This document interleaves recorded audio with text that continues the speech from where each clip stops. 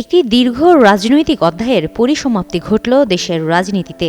সাবেক প্রধানমন্ত্রী ও বিএনপি চেয়ারপারসনের মৃত্যুতে দল মত নির্বিশেষে দেশের রাজনীতিতে নেমে এসেছে গভীর শোকের ছায়া।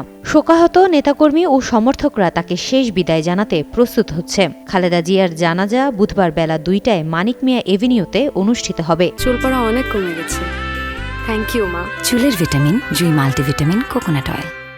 জানাজা শেষে তাকে তার স্বামী সাবেক রাষ্ট্রপতি শহীদ জিয়াউর রহমানের পাশে দাফন করা হবে। এসব তথ্য জানিয়েছেন বিএনপির মহাসচিব মির্জা ফখরুল ইসলাম আলমগীর। মঙ্গলবার বেলা 2:45টার দিকে গুলশানে বিএনপির চেয়ারপারসনের রাজনৈতিক কার্যালয়ে দলের স্থায়ী কমিটির জরুরি সভা শেষে এক ব্রিফিংয়ে তিনি একথা জানান। মির্জা ফখরুল আরও বলেন, খালেদা জিয়ার জানাজা পড়াবেন জাতীয় মসজিদ বাইতুল মুকাররমের খতিব মুফতি আব্দুল মালেক। 3বারের সাবেক এই প্রধানমন্ত্রী দেশের রাজনৈতিক ইতিহাসে রেখে গেছেন গভীর ছাপ, সংগ্রাম, নেতৃত্বের মধ্য দিয়ে গড়ে ওঠা এক দীর্ঘ অধ্যায়ে।